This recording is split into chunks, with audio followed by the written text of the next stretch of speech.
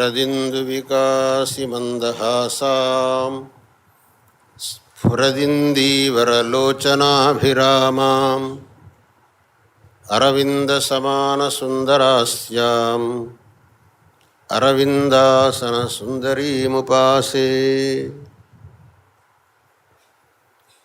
మా పరంపరలో 32వ వారైనటువంటి, అంటే మాకు పరాపర గురువులు, నేటికి 150 సంవత్సరాలకు పూర్వం శృంగేరి శారదాపీఠాన్ని అధిష్ఠించినటువంటి జగద్గురు శ్రీ నృసింహభారతి మహాస్వామి వారు తిరుపతి క్షేత్రానికి విచ్చేసి ఇక్కడ యథాసంప్రదాయంగా ఆ స్వామిని దర్శించినటువంటి రికార్డు చెక్కు చెదరకుండా శృంగేరి మఠంలో నేటికి ఉన్నది. వారు ఎలా వచ్చారు, ఎక్కడ వారికి స్వాగతం చేయడం జరిగింది, ఏ విధంగా వారిని స్వామి యొక్క దర్శనం చేయించారు, ఇక్కడ అధికారులు మఠం నుంచి స్వామికి ఏ విధంగా సేవలు జరిగినాయి, దేవాలయం నుంచి జగద్గురువుల వారికి ఏ విధంగా మర్యాదలు జరిగినాయి అనేటటువంటిదంతా కూడా స్పష్టంగా అక్కడ చెప్పబడి ఉన్నది. ఆ తరువాత మా గురువరేణ్యులైన జగద్గురు శ్రీమద్ అభినవ విద్యాతీర్థ మహాస్వామి వారు మొట్టమొదటిసారిగా 1960వ సంవత్సరంలో తిరుపతి క్షేత్రానికి విజయం చేయటం, అప్పుడు ఇక్కడ అన్నారావు గారు ఎగ్జిక్యూటివ్ ఆఫీసర్గా ఉండి జగద్గురువుల వారిని అత్యంత శ్రద్ధాభక్తులతో స్వాగతించడం అనేది అభూతపూర్వమైన ఒక కార్యక్రమం. ఇక్కడ ఒక విద్వత్ సదస్సును ఏర్పాటు చేశారు జగద్గురువుల వారి అధ్యక్షతన. విద్వాంసులు రావటం, విద్వత్ సదస్సు జరగటం అనేటటువంటి కార్యక్రమాలన్నీ ఇప్పుడు జరిగాయి. ఆ తరువాత శ్రీచరణులు తిరుపతికి రావటం, వారితో పాటు నేను కూడా రావటం, వారు సిద్ధి పొందిన తర్వాత నేను స్వతంత్రంగా రావటం అనేటటువంటిది జరిగింది. నేను ఆంధ్రదేశం వచ్చి 20 సంవత్సరాలైంది. మధ్యలో రావాలనేటటువంటి సంకల్పం కలిగినప్పటికీ కూడా పరిస్థితులు అనుకూలించక రావటం సంభవించలేదు. కానీ మా ఆంధ్రదేశీయ శిష్యులకు మాత్రం జగద్గురువుల వారి రాక ఎంత తొందరగా అయితే ఎంత మంచిది అనేటటువంటి ఒక తీవ్రమైన అభిలాష నానాటికి పెరుగుతూ వచ్చింది. సాక్షాత్తు భగవత్పాదుల వారి కాలంలోనే ఆంధ్రదేశీయులు భగవత్పాదుల వారిని అత్యంత విధేయతతో నమ్రతతో సేవించారని చెప్పేసి శంకర దిగ్విజయం చెబుతున్నది. నిజపాద సరోజ సేవనాయి వినయేన స్వయమాగతానథాంధ్రాన్ అనుగృహ్య స వెంకటాచలేశం ప్రణిపత్య ఆప విదర్భ రాజధానీం అని చెప్పేసి, నిజపాద సరోజ సేవనాయి వినయేన స్వయమాగతాన్, ఎవళ్ళు వాళ్ళని పిలుచుకురాలేదు, వాళ్ళంతటా వాళ్ళు స్వయంగా వచ్చి భగవత్పాదుల్ని, మేము తమ ఆజ్ఞానువర్తులం, మేము అద్వైత సిద్ధాంత అనుయాయులం, కేవలం తమ యొక్క అనుగ్రహాపేక్షలమే వచ్చామని చెప్పేసి భగవత్పాదుల వారిని ఆశ్రయించడం, వాళ్ళనందరినీ అనుగ్రహించి వెంకటాచలేశం ప్రణిపత్య ఇక్కడికి రావటం, స్వామి దర్శనం చేయడం అనేది భగవత్పాదుల వారి వల్లనే జరిగింది అని చెప్పి శంకర విజయం చెబుతున్నది. కాబట్టి ఈ క్షేత్రానికి రావటం అనేది మాకు అత్యంత సంతోషదాయకమైనటువంటి విషయం.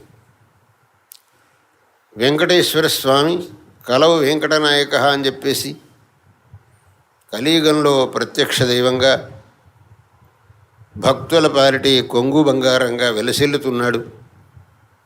ఆ స్వామి యొక్క దర్శనం చేయటం, ఆ స్వామి సన్నిధిలో మీ అందరి యొక్క శ్రేయ ప్రార్థన చేయటం అనేటటువంటిది మాకు అత్యంత అభీప్సితమైనటువంటిది. నేను ఈసారి ద్రవిడ దేశంలో ఆంధ్రదేశంలో యాత్ర చేయాలని సంకల్పించి ద్రవిడ దేశంలో యాత్ర అంతా పూర్తి చేసి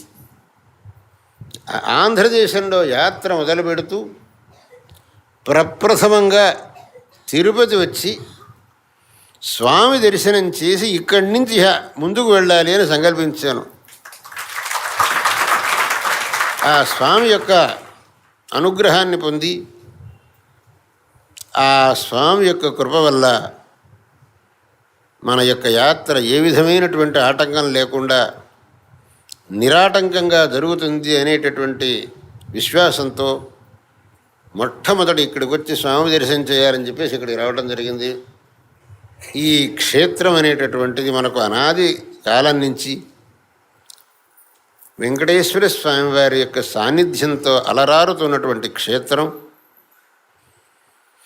ఈ క్షేత్రంలో అనేకమైనటువంటి విద్యా సంస్థలు నేడు జరుగుతున్నాయి అనేటటువంటిది మాకు సంతోషదాయకమైన విషయం. ముఖ్యంగా వేదశాస్త్రములకు ఇక్కడ ఆదరణ ఉన్నది. వైదిక విశ్వవిద్యాలయం అనేది స్థాపించబడ్డది. తన్మూలకంగా వేదములకు, వేదాంగములకు, వేదభాష్యములకు విశేషమైనటువంటి ఒక ఆదరణ లభించింది అనేది అత్యంత ప్రమోదాస్పదమైన విషయం. కొండ మీద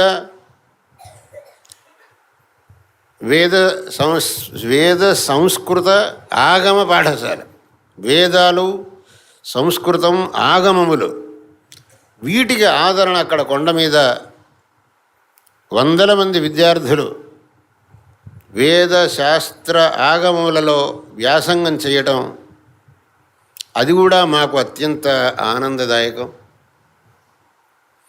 అంతేకాకుండా వేద పండితుల్ని ఎక్కడున్నా వాళ్లను సత్కరించడం, వాళ్లకు మాసాసనములు ఇవ్వటం అనేటటువంటి కార్యం తిరుపతి దేవస్థానం ఉప్పులూరు గణపతి శాస్త్రి గారి యొక్క సలహా మేరకు ఆరంభించింది. అంతకు పూర్వం లేదు. గణపతి శాస్త్రి గారు దేవస్థానం వారికి సలహా ఇచ్చాడు. అయ్యా, మీరు ఆ స్వామి యొక్క కృపకు పాత్రులు అవ్వాలంటే ఆ స్వామి సంపాదించేటటువంటి ద్రవ్యాన్ని కొంతన్నా వేదశాస్త్రములు ఖర్చు పెట్టండి.